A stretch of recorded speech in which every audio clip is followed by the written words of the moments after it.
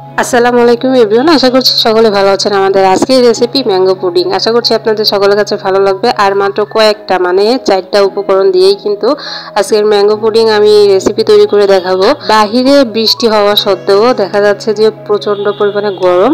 আর এই ম্যাঙ্গো পুডিংয়ের এক টুকরা যদি আপনারা খান তাহলে কিন্তু মন প্রাণ কলিজা একদম ঠান্ডা হয়ে যাবে। তো আশা করছি আপনাদের সকলের কাছে আমার আজকের ম্যাঙ্গো পুডিং রেসিপি সহজ লাগবে এবং ভালো লাগবে।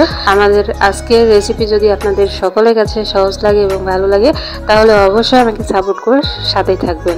তো চলুন দেখে আসি 4টা উপকরণ দিয়ে আমি কিভাবে ম্যাঙ্গো পুডিং তৈরি করছি। তো ম্যাঙ্গো পুডিং তৈরি করার জন্য আমি এখানে 2টো ম্যাঙ্গো নিয়ে নিয়েছি।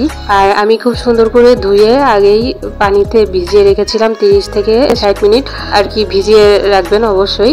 আমিও 30 মিনিট ভিজিয়ে রেখেছিলাম, কারণ আমের ভিতর কিন্তু অনেক ধরনের ফরমালিন দেওয়া থাকে। তো পানিতে যদি কিছুক্ষণ ভিজিয়ে রাখেন তাহলে কিন্তু কিছুটা হলেও কিন্তু পানিতে টেনে নিবে ফরমালিনটা। যাই হোক, তো দেখুন আমি ধুয়ে তারপর আমি এরকম করে একটা নাইফের সাহায্যে কেটে নিচ্ছি। কেটে এরকম টুকরো টুকরো করে তারপর একটা চামচ দিয়ে আমের টুকরাগুলোকে আর কি বের করে নিচ্ছি। তো আপনারাও কিন্তু এরকমভাবে আমের বাল পুরোকে বের করে নিতে পারেন আম থেকে। তো আমার 2টো আম কিন্তু খুব সুন্দরভাবে আমি কেটে নিয়েছি। এখন এই আমের টুকরোগুলোকে ব্লেন্ড করে নিতে হবে। ব্লেন্ড করে একদম ছেঁকে নেবেন। অনেক আমের মধ্যে দেখা যাবে যে আঁশ আছে, তো আঁশ কিন্তু দেওয়া যাবে না। পুডিংয়ের মধ্যে আঁশ থাকলে কিন্তু চলবে না। তো অবশ্যই ব্লেন্ড করে একটু ছেঁকে নেওয়ার চেষ্টা করবেন। তো আমি অফ ক্যামেরায় ব্লেন্ড করে ছেঁকে নিয়েছি। আর 2টো আমে আমার এখানে 1 কাপ আম হয়েছে। তো আমি একটা পাত্রের মধ্যে 1 কাপের আমের পিউরি দিয়ে দিলাম। আর দিয়ে দিচ্ছি একই কাপ মেপে 2 কাপ লিকুইড দুধ। আপনাদের কাছে যদি লিকুইড দুধ না থাকে তাহলে গুঁড়া দুধ পানির সঙ্গে মিশিয়ে লিকুইড করে নিতে পারেন। দুধটা যখন দেওয়া হয়ে গেছে তখন আমি এখানে দিয়ে দিচ্ছি 1/2 কাপ চিনি। আপনারা চিনিটাকে কম বেশি করে দিতে পারেন, তবে আমি যতটুকু দিয়েছিলাম একদম পারফেক্ট একটা মিষ্টি হয়েছিল। চিনিটা দেওয়ার পর আমি এখানে দিয়ে দিচ্ছি আগার আগার পাউডার।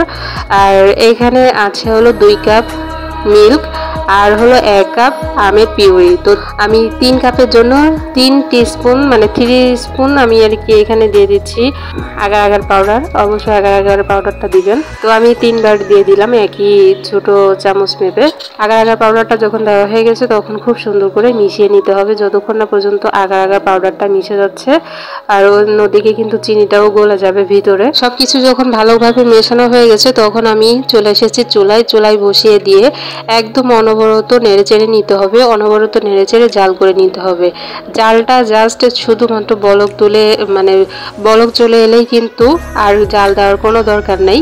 আর চুলোর পর দিয়ে কিন্তু অনবরত নাড়তে হবে যতক্ষণ না পর্যন্ত বলক চলে আসছে, ঠিক ততক্ষণ পর্যন্ত। বলক চলে এলে আমি নামিয়ে নিব। তো দেখতে পাচ্ছেন আমার কিন্তু বলক চলে এসেছে। আর এরকম উতলে গেলে আমি আর জাল করব না, জাস্ট একবার বলক চলে এলেই হয়ে যাবে। এখন আমি একটা স্টিলের বাটি নিয়েছি। স্টিলের বাটির মধ্যে আমি পুডিংটাকে সেট করব। আপনারা চাইলে অন্য কোনো পাত্রেও কিন্তু সেট করে নিতে পারেন, তাতে কিন্তু কোনো সমস্যাই হবে না। তো আমি এরকম একটা স্টিলের বাটি নিয়ে আমি ঢেলে দিলাম পুডিংয়ের মিশ্রণটা দিয়ে। এখন আমি এটাকে বাইরে রেখে নর্মাল করে নিব। আর একটু ঠান্ডা করে নিব। ঠান্ডা যখন হয়ে যাবে তখন নর্মাল ফ্রিজে রেখে দিতে হবে 2 ঘন্টা মতো। অবশ্যই একটু বেশি করে রাখার চেষ্টা করবেন। বেশি সময় ধরে যদি রাখেন তাহলে পুডিংটা কিন্তু খুব সুন্দরভাবে সেট হয়ে যাবে। তো তাড়াহুড়া করার কিন্তু কোনো দরকার নেই। তো দেখতে পাচ্ছেন আমি 2 ঘন্টা পরে কিন্তু ফ্রিজ থেকে নামিয়ে নিয়েছি। আর পুডিংটা কিন্তু ইতিমধ্যে সেট হয়ে গেছে।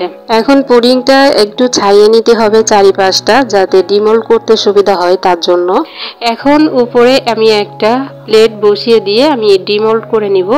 আর ডিমোল্ডটা আসলে হচ্ছিল না, তো আমি যেটা করেছিলাম নিচে প্লেট রেখে তারপর পুডিংয়ের নিচে একটা হাত দিয়ে তারপরে আর কি পুডিংটা আমি বের করে নিয়েছিলাম। যেহেতু ডিমোল্ড করতে যাচ্ছিলাম ওরকম ভাবে হচ্ছিল না, কেক আমরা যেরকম ডিমোল্ড করি ওইভাবে হচ্ছিল না। তো আমি যেটা করলাম নিচে হাত দিয়ে তারপর আর কি পুডিংটাকে বের করে নিয়েছিলাম। আর দেখতে পাচ্ছিলাম যে বাটির মধ্যে কিন্তু বাটি যেদিকে আমি ঘোরাচ্ছি সেদিকে কিন্তু পুডিংটা চলে যাচ্ছে, যেদিকে ঘোরাচ্ছি সেদিকে কিন্তু চলে যাচ্ছে। তো আমি ওই রকম করে আর কি করলাম। আপনাদের যদি ডিমোল্ড করতে সমস্যা হয় তাহলে পুডিংয়ের নিচে হাত রেখে তারপর আর কি পুডিং মানে বাটি একটু উপর দিকে করবেন, বাটির এক সাইড উপর দিকে করলে কিন্তু পুডিংটা খুব সুন্দরভাবে নিচে পড়ে যাবে প্লেটের উপর। তো দেখতে পাচ্ছেন আমি কিন্তু পুডিংটাকে বের করে নিয়েছি বাটি থেকে।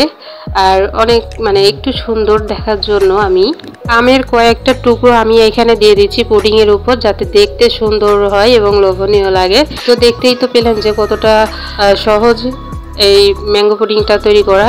তো আমি আপনাদেরকে কেটেও শেয়ার করে দেখাচ্ছি যে ভিতরে কেমন হয়েছে ম্যাঙ্গো পুডিংটা। আশা করছি আপনাদের সকলের কাছে ভালো লেগেছে। তো অবশ্যই কিন্তু আমাকে লাইক কমেন্টস করে যাবেন। সবাই অনেক ভালো থাকবেন, সুস্থ থাকবেন। আমার পরবর্তী ভিডিও দেখার আমন্ত্রণ জানিয়ে আজ এখানে বিদায় নিচ্ছি। আল্লাহ হাফেজ।